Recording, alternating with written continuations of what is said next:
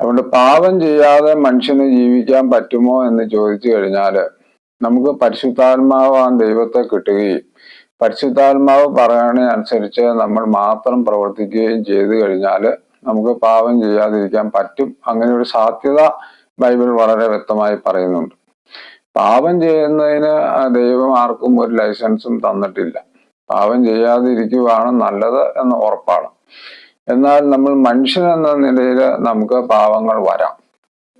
ഇനി ഏതെങ്കിലും നമുക്ക് ഗുരുതരമായ പാപത്തിൽ നമ്മൾ വീണുപോയാൽ സാത്താൻ വന്ന് അപ്പൊ തന്നെ നമ്മളോട് പറയും, നീ വലിയ പാപം ചെയ്തു, ദൈവം നിനക്ക് എതിരായി, ഇനി നിനക്ക് യാതൊരു രക്ഷയുമില്ല, വേഗം പോയി ആത്മഹത്യ ചെയ്തോ എന്ന് സാത്താൻ നമ്മുടെ മനസ്സിൽ പറയും. സാത്താൻ സാധാരണ മനുഷ്യരോടൊക്കെ സംസാരിക്കുന്നത് നമ്മുടെ ചിന്തയിലാണ്. നമ്മളിങ്ങനെ പാപം ചെയ്തിട്ട് നമ്മൾ നിരാശനായി നമ്മൾ